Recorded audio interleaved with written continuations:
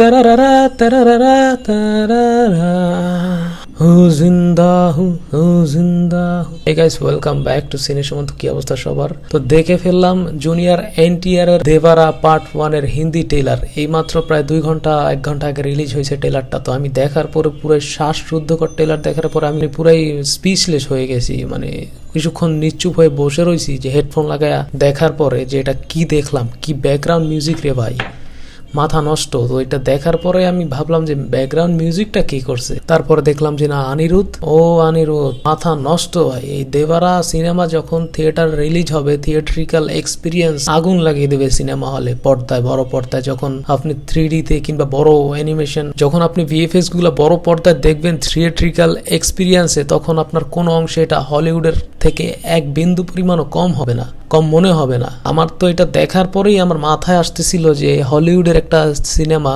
পানি কিংবা সমুদ্র নির্ভর একটা pirates of the Caribbean, Jack Sparrow এরকম একটা ক্যারেক্টার আপনারা দেখতে পাচ্ছেন। সিনেমাটা এখনো আমার মাথা থেকে ভুলে নাই। আমি 3-4টা অংশ দেখছি এই সিনেমার, কয়েক পার্টে আসছিল। তো এই সিনেমা তো ওয়ার্ল্ডে হিউজ পরিমাণ বিজনেস করছে পুরো পৃথিবী ব্যাপী। এখন ওই সিনেমার অনেক অনেক রেকর্ড আছে। ওই সিনেমাটার কথাই আমার মাথায় ভাসতেছিল দেবারা পার্ট 1 হিন্দি ট্রেলার দেখার পরে। জুনিয়র এনটিআর, তারপরে সাইফ আলী খান, আরো অনেকে আছে। দেখার পরে আমি ভাবলাম যে এটা ডিরেক্টরটা কে।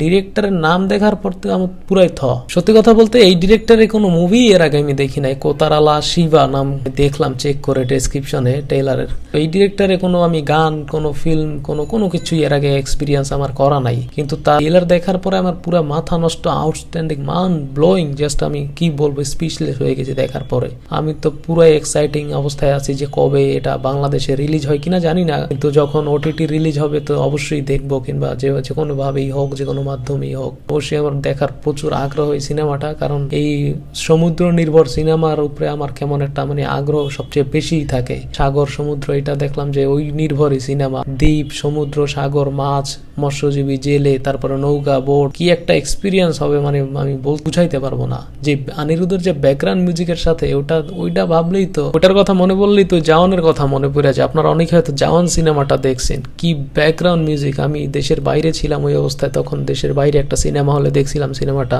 দেখার পরে আমি অনিরুদ্ধের পুরো ফ্যান হয়ে গেছি। তারপর তো কন্টিনিউসলি তার অনেক সিনেমাই দেখছি, আপনার জেইলার, আরো অনেক সিনেমা, বিক্রম, রোলেক্স, ওই সিনেমা, ওই মিউজিকটা তো পুরাই রোলেক্স। বিশেষ করে জওয়ানের যে ব্যাকগ্রাউন্ড মিউজিক, জিন্দা হু জিন্দা হু,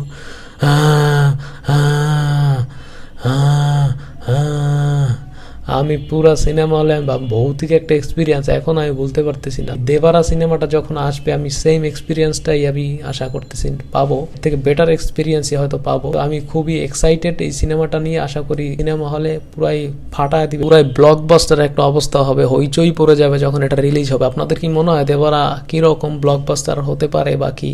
কমেন্ট করে জানান। আর যারা আমার চ্যানেলে নতুন, আমার চ্যানেলটা সাবস্ক্রাইব করে দিন। আপনার সাথে দেখা হচ্ছে পরবর্তী কোনো ভিডিওতে। Till then take care, tata.